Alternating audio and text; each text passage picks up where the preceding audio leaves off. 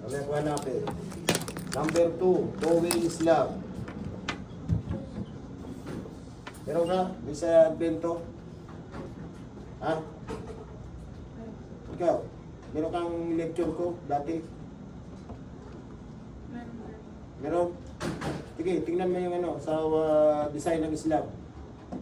Nandun yung table. Sa PDF ba sir? Oo, sa PDF. Ang gusto ko sa inyo. Ha? So, ito na Very rin. good.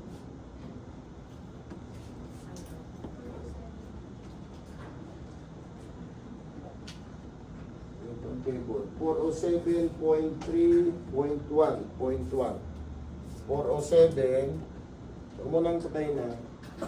0.3.1.1. Tama ba? 0.3.1. Okay. So kayo magre-repair ha, pagka one-way slab.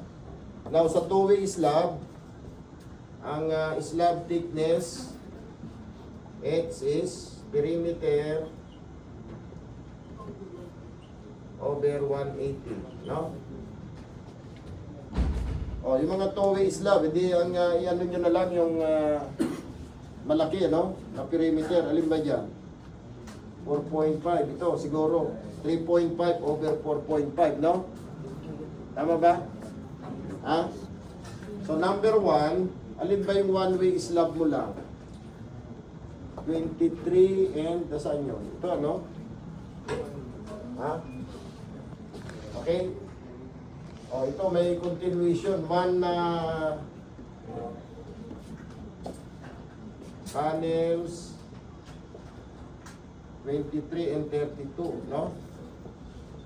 So ang H mo, slab thickness is dito ha. Ito yan. Ito discontinuous, continuous yung kasunod, no? Discontinuous na rin. Kasi ito is opening to eh, no? Hagdan. Mas malaki yung opening mo eh. Okay? O, gawin mo na lang na simply supported. Or both ends, anong naka-indicate dito? O, simply supported mo na lang gawin. No? So, ang H mo is L over 20. L over 20. Tatandaan nyo ha, ang L is always the short span. Hindi long span yung L. Ha? Sa one-way slab, kung alin ang maliit, ito ang L mo, itong 2.5. No? So, 2,500 over 20. Ilan? 125. 125. Sakto, parang ko. Sakto. Next. For two-way slab, panels, pili ka na lang ng malaki. Ito ang malaki, no? 3.5 by 4.5. 3.6. Ha? Pinaka-ulit. Mas malaki ba yung 3.6 sa 4.5? So, ang H mo is perimeter. So, 2 times 3,500 plus 4,500 over 180. Correct? How much? 88.88. Ha? 88.89 mm. Oh, so, say 90 mm. Divisible by 5, ha? By 5 mm, ha? So, therefore, use H equals 125 mm. Yan ang thickness ng slab na gagamitin mo for the whole second floor. Lagay mo pala dito, no? Meron pa rin. Ito, second floor lang ito, hindi ba? Tama. Wala pala tayong ano. Yung pala, steel nga pala ito, kala ko RCD. Okay? Oh, yan ang gagamitin yung slab thickness. Nuggets. Ha? Kaya pag nag-design kayo ng slab, ito kukopyahin nyo lang itong dalawa, no? May thickness na kayo. Madi-design nyo na yung slab. Ha? Oh, nasundan ba? Ha? Okay. Oh, so magko-compute tayo ngayon ng frame loading, no?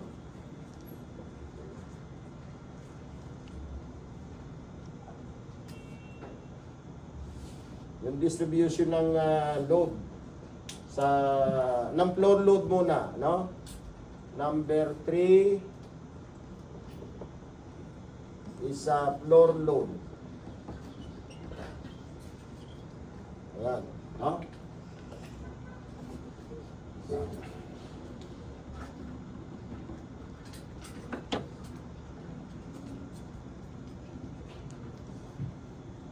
Oh, wala naman kayong may ano yan, no? May wall, di ba? Oh, anyway, pwede natin sundan yan, yung panel sa ito, no? Titingnan natin. Panels 1 and 12. Number 1, panels 1 and 12. Ayun, 1 and 12. So, dead load. Ano ba yung mga dead load nyo? Weight of slab. So, ano yan? 0.125. Ano ang ginamit yung ano? Sa design criteria, anong unit weight ng concrete? 24, 23.5 or what? Ha? Oy, kayo.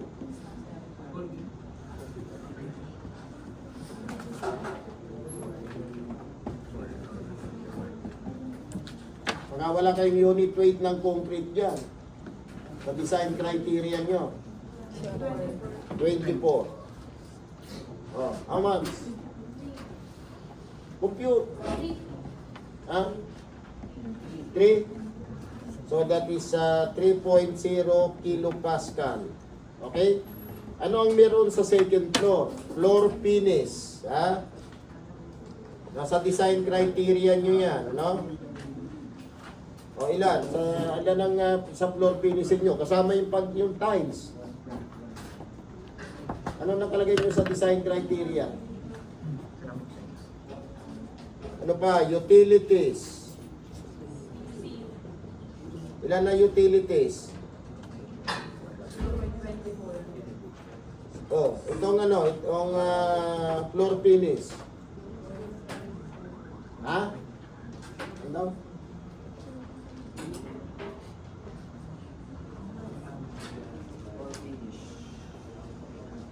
Ito lang yung floor finish, pinagawa ko kayo ng design criteria.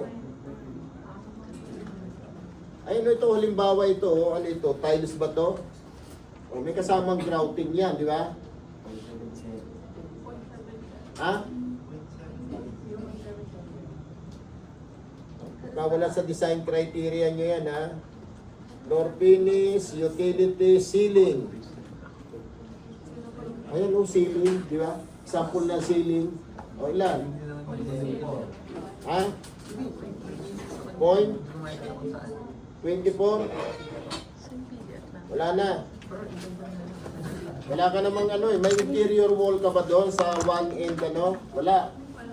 Walang interior wall. Kasi kung may interior wall kayo, check nyo na yung mga plano nyo.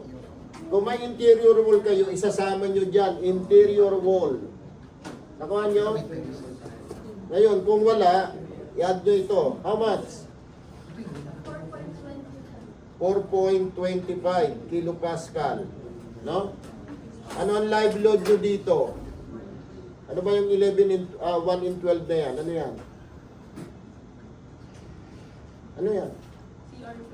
CR. Ha? Oh, anong live load nyo na ginamit?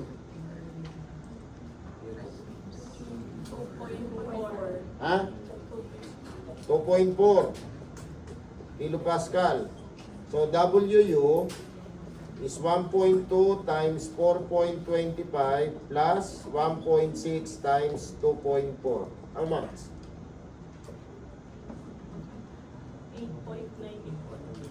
8.94. 3 decimal ha? Kilopascal. Okay? Nagets? Next. Number 2. Panels. Ano yung number 2 doon? Yun lang isusundan nyo. 2, 11, 13, and 22. Dead load. Weight of slab. Pwede nyo nang kopyahin yan, ano? 0.125 times 24. 3.0. So, floor finish.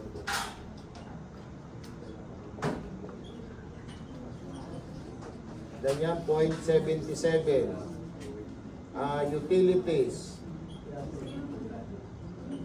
0.24. Ceiling. 0.24. So that is 4.25 kilopascal. Then live load, anong live load nyo dyan? Ano ba yan? Yung 11, 13, magkaiba ba yan? Ano yung 11 and 13 nyo? Ha?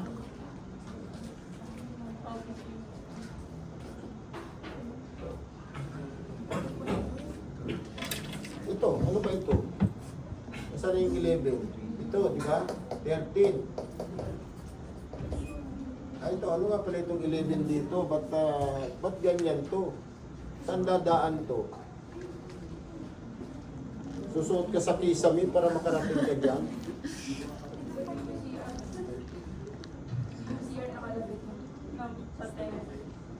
Ano no? Ito? CR yan, ito. Ito, CR din to. Para dito. Ha? So, magkaiba yung live load mo dyan. Ano man lang itong 13?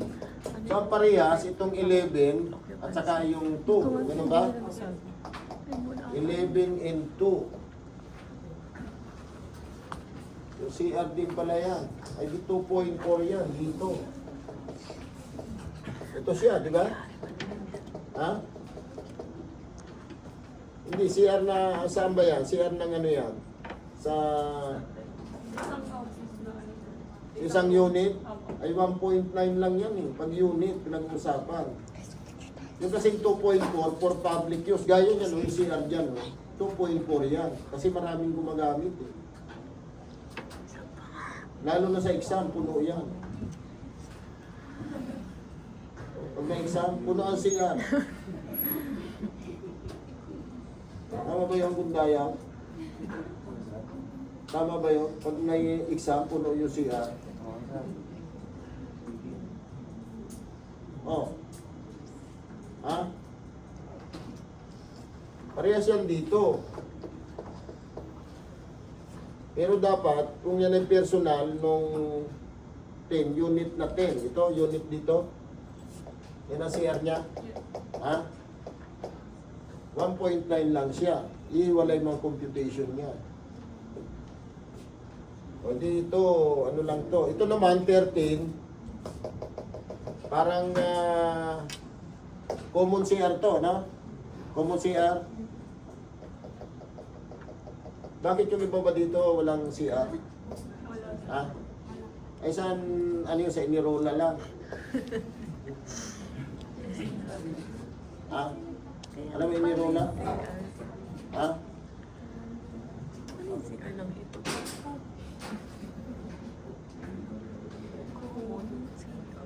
So lumalabas to, parang hallway ito. 13 and 22 mo. Hallway, parang ito, hallway, di ba? Eh di hallway din yan, papunta rin sa CR. So magkaiba yung 11 at saka 2. No? 2 and 11. So tanggalin natin dito. Ha? 2 and 11 lang yan. No? So ang live load mo is only 1.9. No? Okay? Therefore, ang W mo is 1.2 times 4.25 plus 1.6 times 1.9.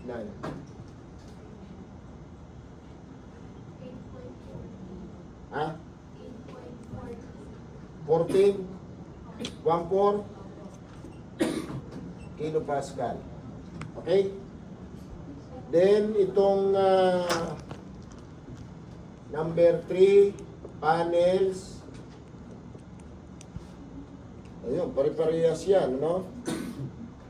Pare-parehas itong ano, itong ano yan, 13, 13, 22, hanggang 32. Tama ba? Ito, lahat ito hallway. Ha? Saka yun. So, 13 and 22 to 32. No? So, weight of slab, dead load.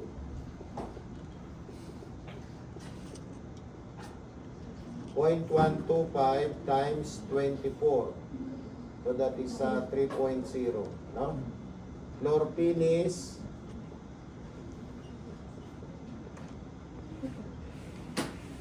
is 0.77. Utilities 0.24. Ceiling 0.24. No? So 4.25. Tignan nyo na yung mga plano nyo. Pagka may interior wall kayo, sabihin nyo kaagad sa akin, pagka magkamali na naman kayo. Tingnan nyo ang second floor plan nyo. No? Then, live load. Ano yung live load nyo sa hallway or corridor? 3.8 kilopascal.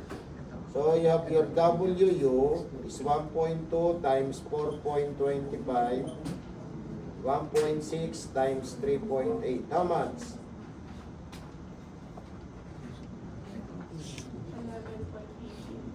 11.18 kilopascal. Meron pang natira? Itong ano, no? 3 to 10 and 21 to 14, no? Ano yan? Number 4, panels, 3 to 10 and 14 to 21. Okay? So parehas lang to, no? Magkakaiba lang sila sa ano, weight of slab. Ano ko na lang ha, puta, bago na kung kasusulat. Floor finish 0.77, utilities 0.24, ceiling 0.24, no? So that is 4.25. So ang live load mo sa room 1.9, tama? Ha? Okay, so WU is 1.2 times 4.25 plus 1.6 times 1.9. Okay lang yan. 8.14 kilopascal. No? Okay? Paliwanag ba? Ano, meron na merong may interior wall sa inyo. Pakita nyo kagad ngayon. Nasaan? Patingin ako, dali mo dito. Kasi kung may interior wall, tandaan nyo ha, kung may interior wall kayo na nakapatong sa slab, isasama nyo dito yun, no? Sa dead load dito.